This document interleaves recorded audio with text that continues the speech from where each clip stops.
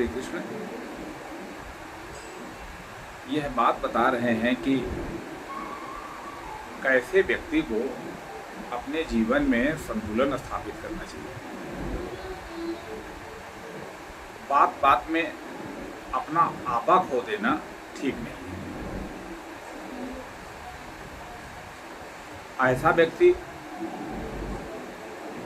जो किसी व्यक्ति से उद्वेग को प्राप्त हो जाता है या जिसके नाते समाज के अन्य लोग दुख अनुभव करते हैं, तो यह दोनों बातें किसी व्यक्ति के लिए शोभा नहीं देती। वास्तव में श्रीमद् भगवत गीता के 12वें अध्याय में भगवान ने श्रेष्ठ मनुष्य यानी भक्तों के जो महान गुण हैं उन पर उन्होंने बड़ी विस्तृत चर्चा किया है। आज श्रीमद् भगवत गीता शब्द शब्द प्रेरणा में भक्ति योग नामक 12वें अध्याय के इस 15वें श्लोक का पाठ किया जा रहा है, जिसमें भगवान ने भक्तों के बड़े श्रेष्ठ लक्षणों के बारे में चर्चा किया है। आइए सबसे पहले हम इस श्लोक का पाठ करते हैं, जो इस प्रकार से है। श्री भगवानुवाच यस्मान्नो द्विजते लोकः लोकानो द्विजते च यः हर्षामर्थभयोर्द्वेगैः मुक्तो यः स च मे प्रियः। भगवान ने कहा कि अर्जुन, जिससे कोई भी जीव उद्वेग को नहीं प्राप्त होता है और जो व्यक्ति स्वयं किसी व्यक्ति से, किसी जीव से उद्वेग को नहीं प्राप्त होता है तथा जो हर्ष, अमर्ष, भय और उद्वेग से मुक्त है, वह मुझको प्रिय है। बंधुओं, कितने महान गुणों की चर्चा भगवान ने यहाँ पर किया है। जो भक्त होता है वह तो सबका हित करने वाला होता है, वह किसी से राग और द्वेष नहीं करता है, तो उससे कोई व्यक्ति भला कैसे दुख प्राप्त कर सकता है, कैसे उससे संताप प्राप्त कर सकता है। वह किसी को दुखी देख ही नहीं सकता है, क्योंकि वह तो सब में एकमात्र ईश्वर को ही देखता है। और बात यह है कि जो भगवान का भक्त है वह सबके प्रति समभाव रखता है, यहाँ तक कि जो उसके अनुकूल नहीं होते हैं उनके प्रति भी वो द्वेष भाव नहीं रखता है। तो इसी नाते भगवान ने ये बात कही है कि एक भक्त से संसार में कोई भी प्राणी वह किसी प्रकार का क्लेश पा ही नहीं सकता है, नहीं पाना चाहिए। और दूसरी कंडीशन यह है कि चूंकि व्यक्ति जो भक्त है वह उसका कंट्रोल जो होता है, कंट्रोल सिस्टम जो होता है वो उसके अंदर होता है, वह लोगों की प्रतिक्रियाओं पर नहीं जीता है। सामान्यतः देखिए कि सामान्य व्यक्ति सम्मान पाता है तो भूल जाता है, और अपमान जब मिलता है वो पिचक जाता है। तो आदमी, सामान्य आदमी उल्टा पिचकता रहता है।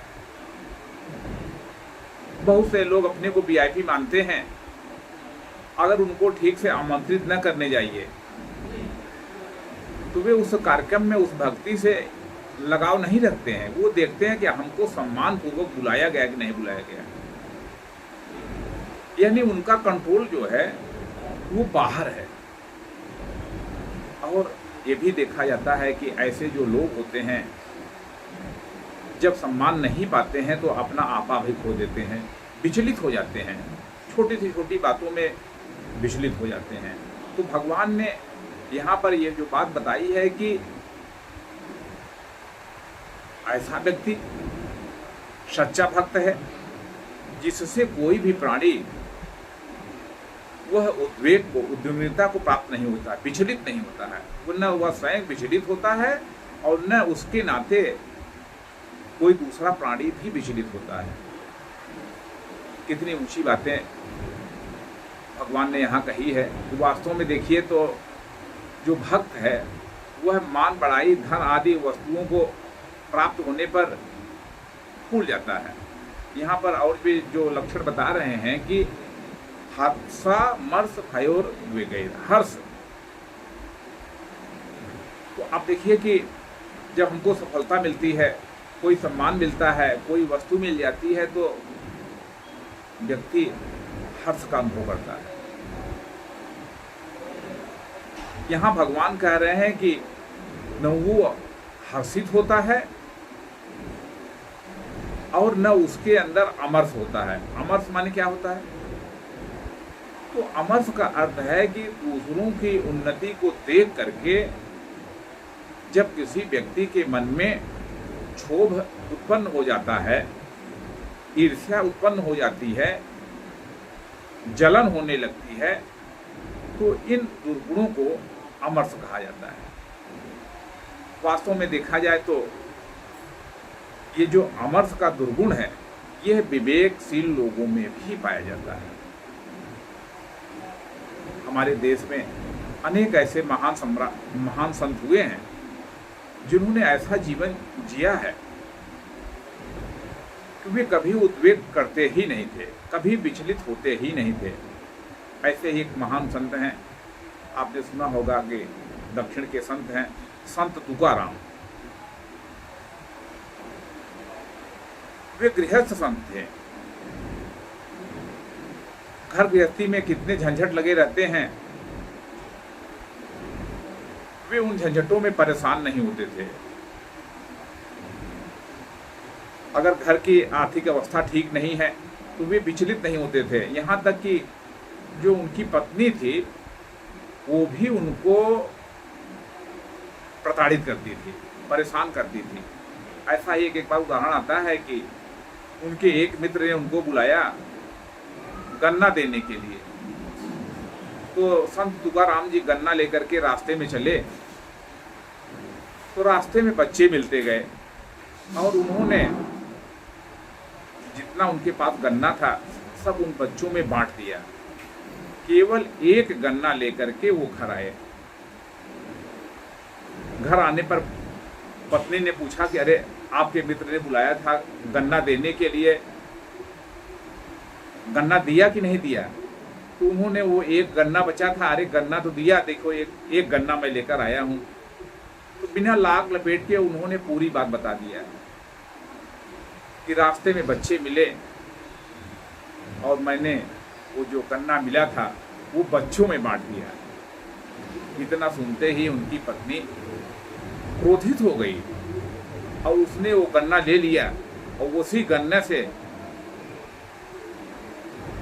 उसने उनकी पिटाई कर दिया। अब गन्ने के 2 टुकड़े हो गए, पीठ पर मार गया। लेकिन संत तुकाराम जी विचलित नहीं हुए। मुस्कुरा करके कहा कि चलो ये तो बड़ा अच्छा हुआ कि एक टुकड़ा तुम ले लो और एक टुकड़ा मैं ले लूं। तो ये जो संत के जीवन की समता है, भक्त के जीवन की क्षमता है, ये बड़ी विशेष है। बंधुओं, अगर हमें अपने व्यक्तित्व का विकास करना है, अपने जीवन में कुछ करना है, बड़ा छोटा जो भी लक्ष्य हमने बनाया है उसको प्राप्त करना है, तो उसके लिए आवश्यक है कि यहाँ पर जो बात भगवान ने बताई है उन गुणों को हम अपने जीवन में धारण करें। अगर आपको लक्ष्य प्राप्त करना है तो आपके पास इसके लिए फुर्सत कहाँ है कि आप दुखी होइए, क्योंकि जब आप दुख में होते हैं तो कर्म नहीं कर पाते हैं, अपने लक्ष्य को प्राप्त करने के लिए प्रयास नहीं कर पाते हैं। तो ऐसे साधक जिन्होंने अपने जीवन का महानतम लक्ष्य यानी ईश्वर की प्राप्ति को रख लिया है, उनको संसार में भला दुख प्राप्त करने का या दुख देने का अवसर कहाँ है। तो इसलिए हम सब लोगों को भी इस श्रीमद् भगवद गीता के 12वें अध्याय का चिंतन करना चाहिए। चिंतन करके जो भक्तों का लक्षण भगवान श्री कृष्ण ने बताया है, बार बार चिंतन करने से उन गुणों के बारे में हमारे अंदर एक धारणा पैदा हो जाएगी। तो गुणों को सुनते सुनते हमारे अंदर उसकी आवृत्ति होने लगेगी। हमारे चिंतन में आ जाएगा कि नहीं, हमें तो न किसी को उद्वेलित करना है और न हमें स्वयं किसी के व्यवहार से उद्वेलित होना है। चाहे कोई हमें सम्मान दे, चाहे कोई हमें तिरस्कार दे, चाहे हमको कोई पूछे, चाहे हमको कोई न पूछे, हम अपने हृदय को नहीं जलाएंगे।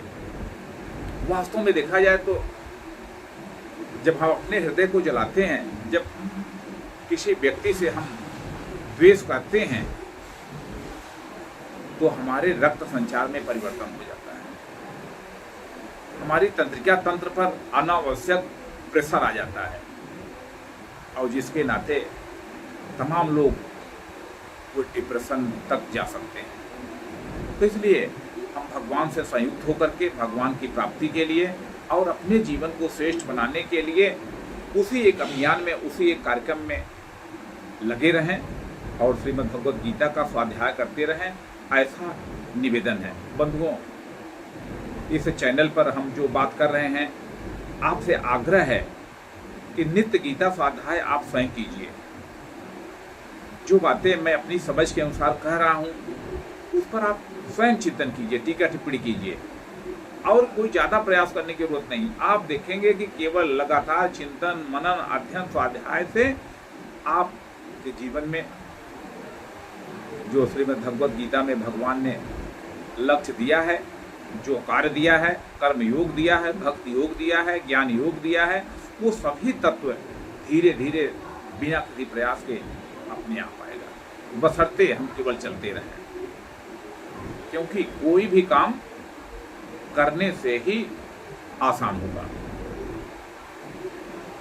और हमें चुनौतियों को एक अवसर के रूप में बदल लेना है। हमें बाधाओं को बाधा मान करके नहीं, बाधाओं को अवसर मान करके जीवन जीना है। हमें भगवान कृष्ण ने जो इंद्रिय निग्रह की बात बताई है, यहाँ से अपने जीवन की हम शुरुआत कर सकते हैं कि हम इंद्रिय निग्रह करेंगे। हम हमारी इंद्रियां जो हैं, जो अपने विषयों में भाग रही हैं, उनको रोक करके थोड़ा हम विश्राम देंगे। देखेंगे कि इंद्रियों को विषयों में जाने के नाते ही हमारा मन चंचल बना हुआ है और मन को शक्तिशाली बना करके हम अपने जीवन में और सही निर्णय कर सकते हैं। अपने बुद्धि के प्रकाश से अपने जीवन को और साथ ही साथ अपने राष्ट्र जीवन को भी प्रकाशित कर सकते हैं। इसलिए हम सब लोग नित्य गीता स्वाध्याय को लेकर के जिएं। ये बात को ध्यान रखें कि जो नर करते गीता गान, उनमें जगते सद्गुण महान।